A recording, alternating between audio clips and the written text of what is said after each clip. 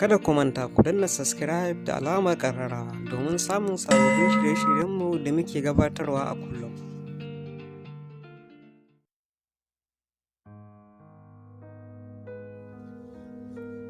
Assalamu alaikum wa rahmatullahi ta'ala wa barakatu.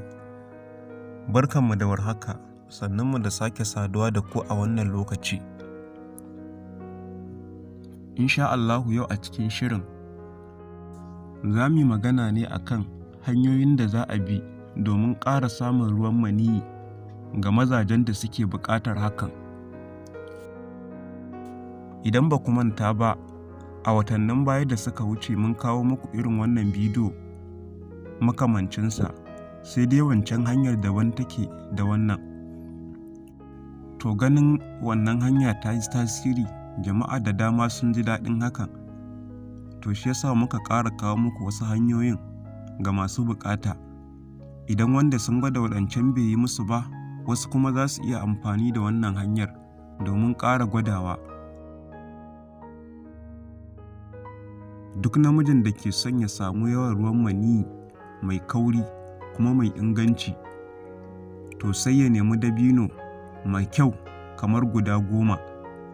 Son samu ne ya samu ɗan agades mara tsutsa mai kyau, sai ya cire ƙwallayen ya jefar.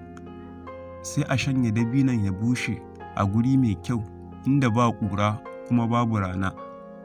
Bayan ya bushe sai a daka dabinon, a zuba ruwa mai kyau amma ruwan ɗumi, sai a gauraya shi sosai. Za a bar shi ya kwana. Da safe sai a nemo madara ta ruwa. Son samu ne a samu gwangwani ɗaya, sai a zuba a cikin kofi na shayi.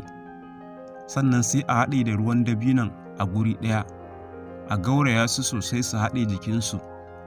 Bayan ya gauraye jikinsa sai a raba shi gida biyu. Yadda za a yi shi ne, da safen za a sha, sannan kuma da yamma shi ma sai a sha.